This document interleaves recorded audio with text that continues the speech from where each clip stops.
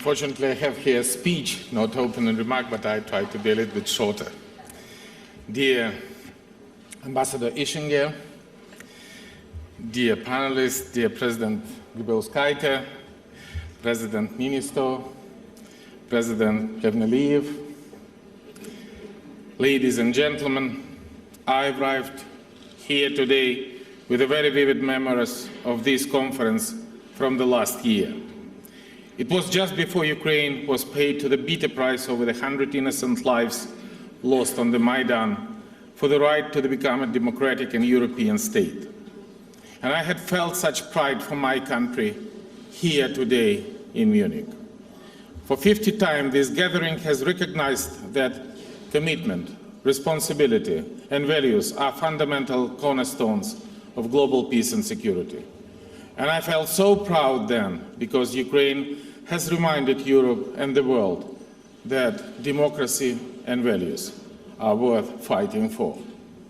That was time when we believed in international law, the confidence that territorial claims, aggression, a right of might belong to the past, at least on our continent.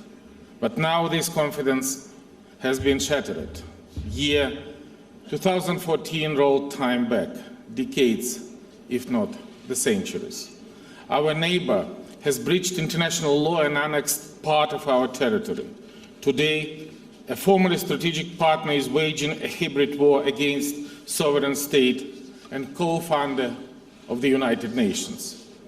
Mounds of lies and propaganda have been heaped into the wall of hatred erected between two once very friendly nations. The border routes, once used for the transporting goods and exchange of visitors and friends, now swarming with the Russian tanks, armed personnel carrier, with the multiple rocket launchers and ammunition. How many evidence does the world still need to recognize the obvious fact? There is a foreign military equipment, mercenaries, Russian military coaches, tanks, and the regular troops. I take with me the passport and military ID of Russian soldiers, Russian officers who were come to us, and leave it together with that. This is the best evidence for the aggression and for the presence of Russian troops. We make lots of press conferences demonstrating to the whole world of the Russian soldiers and officers which lost his way 100 kilometers from the border with the full tanks of ammunition, killing my soldiers and killing Ukrainian civilians. Dozens, hundreds, thousands. And that lasting long for the already more than 8 months. This has become a spiraling tragedy for my nation. The death toll for the Ukrainian soldiers defending land from aggressor is now 1,432. Thousands of the people, 5,638, have killed since the April, and every single day the number of victims among the civilians is rising. And even today on Debaltseve, when yesterday we proposed the ceasefire for the corridor humanitarian for withdraw the civilians from Debaltseve, they said, okay. And we delivered 10 buses, 10 from Ukrainian city Slavyansk and Kharkiv, and 10 from occupied Donetsk.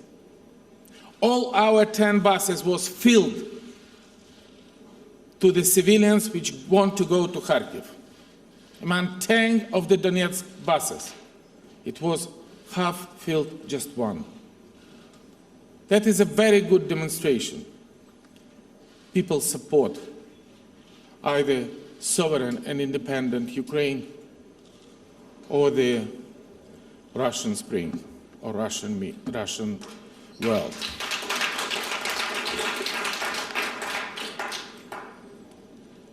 hundreds and thousands of civilians has become innocent victim of terrorist financed, trained, equipped by Russia.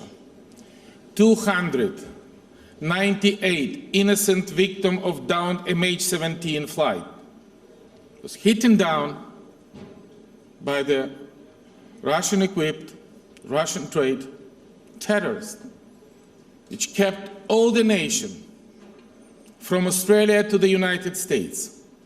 That's very effective form of demonstration that the terror is not the headache just of Ukraine or just of our continent.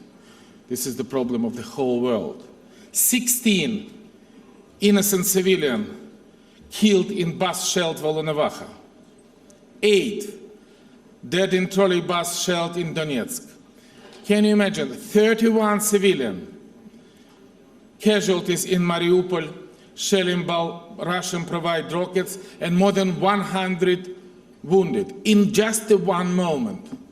And this is the price Ukraine pay for their values, for their freedom, for their European vector of development. The children of Debaltseve will never be able to get rid of the memories of the night they spent in freezing basement, hiding from the explosion and blast. 1 million internally displaced persons, 1 million, have escaped from the horrors of the war.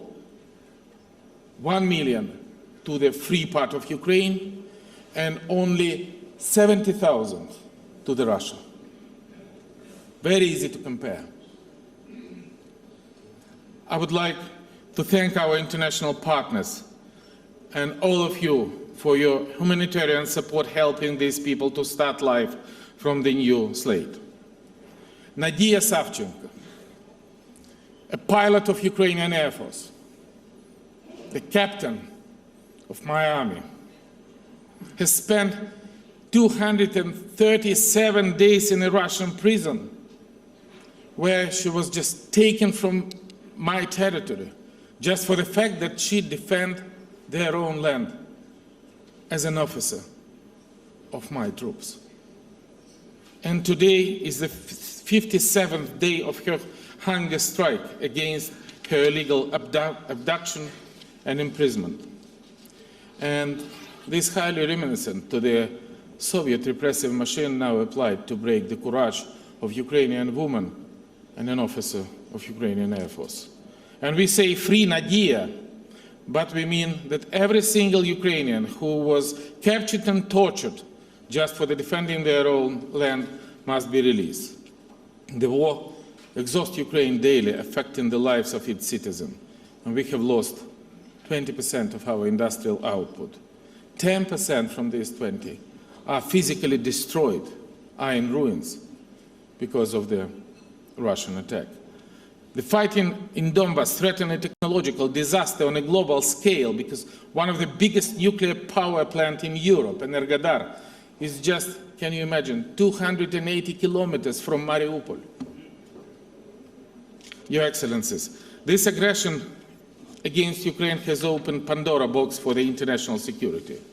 And it must be clear that there is no temporary solution. This conflict must be resolved, not frozen. It is now clear that if Ukraine does not succeed in restoring peace and territorial integrity, the revision of the borders, spread of the terrorism, humanitarian and technological disaster flexing in nuclear muscle will continue. And it is a pleasure to share this panel with all my friends, presidents of the country which are Ukrainian partners. And today in Ukraine we have to fight our independence and our freedom. But not only. This is the freedom of Europe, independence of Europe, and security in the world. And I think that this is a very right decision that most of the panel today dedicated to Ukraine and the Ukrainian crisis, dedicated to aggression against of Ukraine. And we together should find out the way how we should solve this question. I am a president of peace. I am not the president of war. And my very first step in the position of the president was unilateral ceasefire and my peace plan. Based on my peace plan, while we were together in Wales on the NATO summit, we signed up Minsk Protocol and Minsk Memorandum. Very simple things. Immediate ceasefire, release all the hostages, close internationally recognized Ukrainian border, withdraw all the foreign troops from my territory. Very simple democratic mechanism. Free and fair local election under Ukrainian legislation and under observation of the international monitor. There is no any other ways how to represent the people of Donbass in the democratic and free country. But that's not, don't like our opponent. And I am sure that only Minsk Memorandum and Minsk Protocol, only globally recognized Minsk Agreement can be the way how to stabilize the situation in Ukraine. And we will never recognize the fake election which takes place on the 2nd of November, and where they elect so-called leader of the terroristic states, Lugansk and Donetsk People Republic, who is directly responsible for the terroristic attack, and now they want that we have a direct dialogue with the terrorists. No, we think that we should have an election. We should have first ceasefire, then election, and create a democratic procedure for settlement of the conflict. But for the reaching all these things immediately, we need just very simple things. A ceasefire. Can you imagine that anybody in the 21st century in Europe can be against, without any precondition, just a ceasefire? And I think this is a very important challenge. We should have an answer in a very few hours or maybe maximum days. Who would be responsible for not signing the immediate ceasefire, which stopped enormous casualties among the civilians? Ladies and gentlemen, restoration of peace are our ultimate goal, but we will take a commitment and joint effort. A few days ago, Germany and the whole world lost one of the most prominent figures in the modern history. Federal President Richard von Weizsäcker has played a decisive role not only in the process of German reunification, but in the fate of Ukraine as well. It was President Richard von Weizsäcker who, in his letter addressed to my predecessor, first Ukrainian President Leonid Kravchuk in December 26, 1991, recognized our independence. Once he said, the German question will remain open as long as the Brandenburg Gate is closed. In the spirit of this word of a great German mind, I would simply like to reiterate that the Ukrainian question will remain unsolved as long as the heart of the people and politicians in Europe and in the whole world are closed for providing solid practical support to strengthen Ukrainians' independence politically, economically, but also military. We are an independent nation, and we have a right to defend our people. We are not violating never Minsk Memorandum, and we don't provide any offensive operation. But me as a president of my country, as the commander-in-chief, are responsible for every single life of the Ukrainian. And if we do our best to sign up the peace protocol, the ceasefire, we should have a right to defend our territory and our people with the support of the whole world. I know that many experts have argued that enhancing us military will provoke further aggression. On the contrary, we have seen that the lack of defense capability triggers offensive operation against Ukraine and spins the escalation. Over the course of the conflict, we have proven to be responsible, that we will not use the defensive equipment to the attack. The stronger our defense, the more convincing is our diplomatic voice. We stand ready for the comprehensive and immediate ceasefire, so should be Russia without any precondition. In the same time, a complete and responsible road to the peace in Ukraine should be part of the broader context of how to restore the confidence on the international order. Because trust is broken, but it is the system that should not be trusted, but those who betrayed the trust. And this year, we will celebrate the 40th anniversary of the Helsinki Final Act. And I am convinced that we will need a concrete mechanism to prevent a brutal violation by countries of their own international commitments taken under the fundamental document, in particular, UN Charter, the Helsinki Final Act, and Paris Charter. And such a behavior of the international relation should be no more tolerated in Europe, and I am talking about the new European Responsibility Charter. In these documents, countries should reconfirm that the previous international obligation.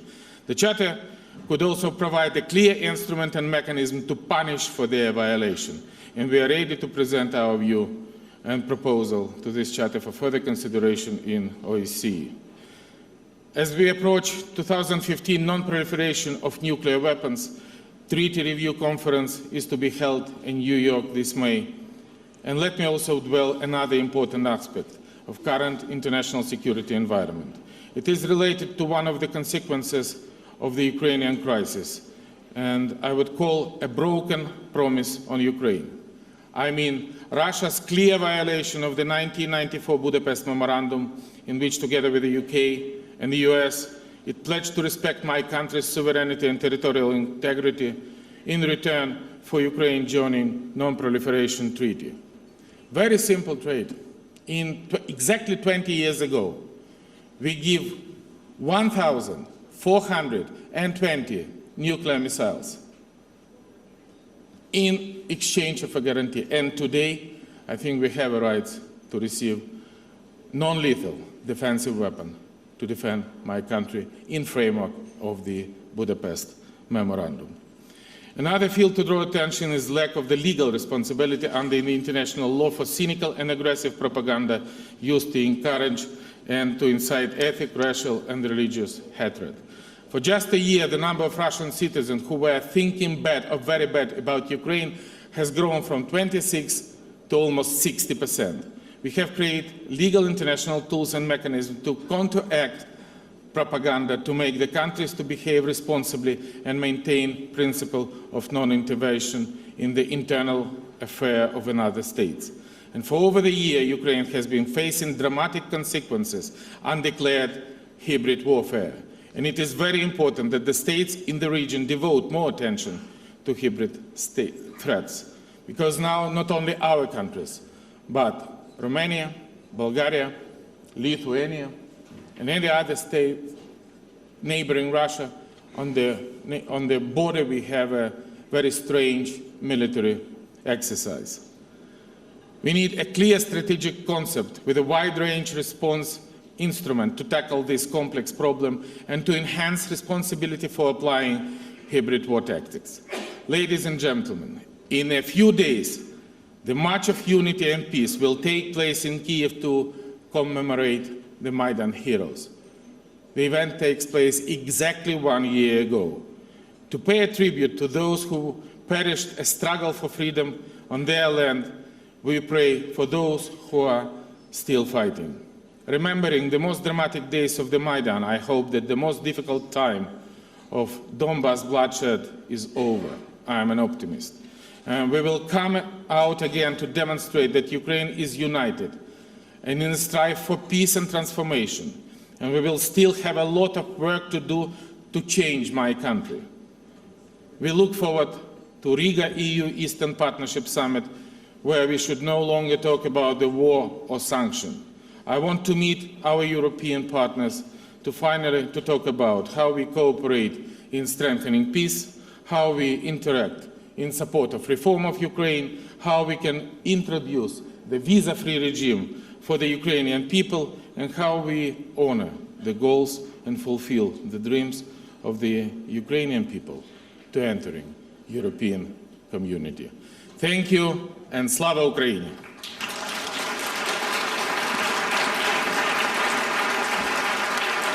Thank you. Mr. President, thank you for that